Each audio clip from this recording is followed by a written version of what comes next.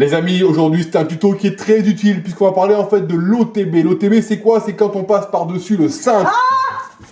Mais non, mais pas un cintre comme ça, un guidon, le guidon du vélo. Quand on passe par-dessus, ça peut être catastrophique. Et lui, vous allez voir, il a pris cher.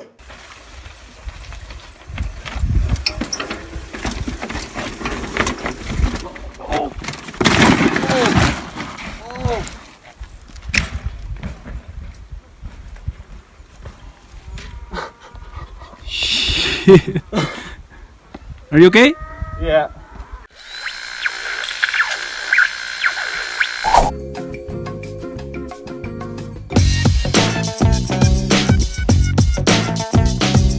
Oh là là là là. Alors lui, il a pris cher. Vous avez vu cet OTB, donc il passe par-dessus le guidon. C'est le gros crash. Alors a priori, lui va bien, mais le vélo, on ne sait pas trop. Voilà, on lui passe le bonjour. J'espère que mon gars, toi, tu es en pleine forme. Voilà, alors petit aparté, avant de commencer à décortiquer ce qui s'est vraiment passé, on est ici au Pérou, donc on est sur les anciennes marches d'escalier. Alors ces escaliers, on peut les retrouver aussi en France, hein, dans les collines ou dans les montagnes. Et donc il va falloir les anticiper parce que autant en ville, les fréquences sont toujours les mêmes, donc là c'est facile à prendre, mais autant quand il y a des marches hautes et des marches basses, là cette différence de hauteur, ça peut être vraiment très très très dangereux. Donc, vous pensez bien à anticiper. Mais toi tu bricoles pendant que moi je bosse, c'est ça? Ah, tu montes des marches d'escalier, voilà. Donc pensez bien à anticiper, parce que ces marches-là peuvent être vraiment catastrophiques. Donc faites attention, les marches les plus hautes sont dangereuses, on les regarde, on anticipe, et on évite le crash. On regarde, voilà, donc il commence à attaquer tranquillement sa descente, il a l'air plutôt bien équipé, bon, il lui manquerait les gants, c'est ce qu'on pourrait lui reprocher, mais il attaque avec douceur, une vitesse modérée, cette série de marches d'escalier. Et on se rend compte quand même que à quelques reprises, ça manque de fluidité, jusqu'au dernier impact, où là, en effet, il se crash, et son vélo finit bien plus bas. Voilà, donc maintenant, regardons un petit peu en détail ce qui s'est réellement passé. Alors, la première chose, c'est vrai que la fourche semble un petit peu molle. On le voit sur le premier choc où elle s'enfonce plutôt, sans doute un peu trop. Alors, il faudrait vérifier ses paramètres, mais peut-être que là, déjà, il y a une explication sur le crash. Mais en tout cas, ce qui nous a paru, en fait, le plus important, c'est le freinage. Parce qu'on se voit très bien que déjà, voilà, il y a une première alerte où on a une espèce de manque de fluidité, c'est qu'en fait, il freine un petit peu trop fort, et donc il déplace son centre de gravité. Quand vous freinez, n'oubliez pas que votre centre de gravité passe de l'arrière vers l'avant, et donc si vous prenez un peu fort, forcément, vous amplifiez ce mouvement. Et c'est ce qu'on voit la première fois, où en fait, sa tête vient déjà se rapprocher du guidon.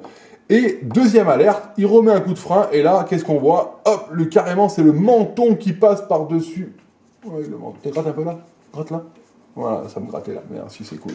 Donc ce menton, il faut éviter que... alors vous pouvez très bien piloter sur l'avant, bien entendu, hein, mais faites attention, si vous êtes à l'arrêt, au premier coup de frein, vous passez par devant. Et en fait, ce qu'on voit, c'est qu'à la troisième alerte, malheureusement, c'est déjà trop tard. C'est-à-dire qu'en fait, son centre de gravité est tellement vers l'avant qu'au premier coup de frein, c'est la catastrophe, il passe par devant. En plus, il n'a pas de chance, c'est un moment où une pierre remonte, la roue avant, on ne peut pas s'échapper, c'est le crash. Alors, si on veut vraiment être très critique, on peut toujours dire qu'on aurait pu faire différemment. C'est vrai que ça va très très vite. Mais en effet, je pense que s'il avait lâché son frein avant, il aurait peut-être pu redonner un peu de vitesse à sa roue et éviter le crash. Voilà, donc ça, pensez-y bien. C'est-à-dire que quand vous commencez à faire un OTB, notamment à vitesse lente, on sent l'arrière monter. Et là, la seule solution, c'est de lâcher l'avant. Vous lâchez l'avant, à ce moment-là, votre vélo reprend de la vitesse, l'arrière se plaque et vous filez. La seule chose, c'est que qu'est-ce qui va se passer après ? Vous allez devoir affronter les obstacles suivants sur une vitesse qui n'est sans doute pas la vôtre. Donc, est-ce qu'il faut se cracher maintenant ou après? Telle est la question. Lui, je ne suis pas certain qu'il ait eu le choix. Son frein avant, il l'a agrippé jusqu'au bout et il s'est craché à cet endroit-là. Bon, bilan de l'opération, finalement, c'était moins grave que prévu. Peut-être que ça aurait pu être beaucoup plus important par la suite. Quels sont les conseils qu'on peut donner par rapport à ça? Déjà, la position. Ayez une position plutôt bien centrée. C'est vrai qu'on dit souvent qu'il faut piloter sur l'avant, mais c'est quand quand les éléments vont assez vite, donc il faut mettre du grip sur la roue avant. Sauf que là, sur un passage technique et un peu lent, il vaut mieux être un peu plus sur l'arrière pour justement s'éloigner en fait de l'OTB. Voilà, ça c'est la première chose. Donc attention, ni trop en avant, ni trop en arrière, parce qu'en arrière, vous perdez en fait aussi la direction. N'oubliez pas que bras tendu, vous pouvez plus rien diriger. Donc attention, toujours un peu fléchi.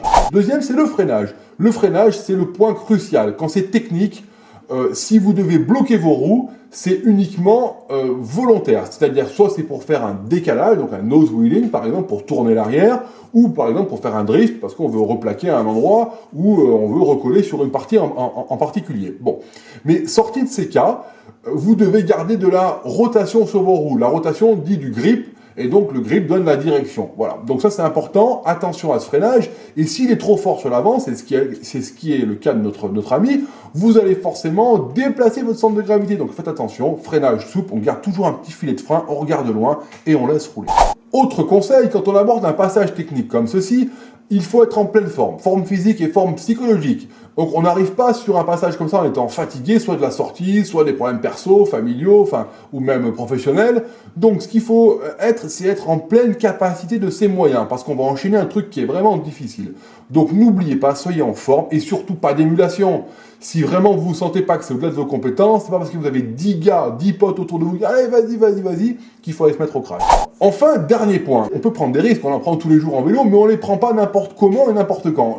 Tout à l'heure, je parlais de la forme physique, en effet, il faut être en pleine forme pour pouvoir tenter quelque chose, hein, ça paraît évident, mais autre point qu'on oublie, c'est le côté éloignement. Est-ce qu'on va tenter, un saut ou un passage technique en étant à 5000 mètres d'altitude et en sachant que les secours viendront sans doute pas, ou dans 3 semaines?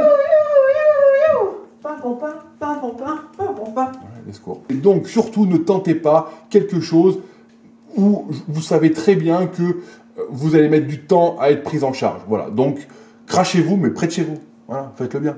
Allez les amis, maintenant un petit récap des points importants pour éviter l'OTB. Premier point, la position. Ni trop en avant, ni trop en arrière. Vous le savez, une position centrée, c'est la meilleure. Au niveau du freinage, vous savez qu'il ne faut pas trop attraper ses freins trop fort. N'allez pas bloquer vos roues, notamment la roue avant, sinon c'est l'OTB. Troisième point, soyez en pleine forme physique et psychologique avant de tenter un passage technique. Et le dernier point, n'allez pas vous cracher n'importe où parce que ça peut être très compliqué d'aller vous chercher. Donc faites ça près de chez vous. Voilà. Mais qu'est-ce que tu fais toi?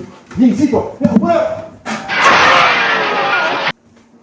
Non mais ça va pas ou quoi? Bon, pensez à vous abonner à notre chaîne, hein. Alors, sur Vetopo, pas mal de tutos, pas mal de vidéos, pas mal de choses à voir. Revenez nous voir, un petit abonnement là, tic tic tic. On clique, on s'abonne, on nous suit et à bientôt. Ciao.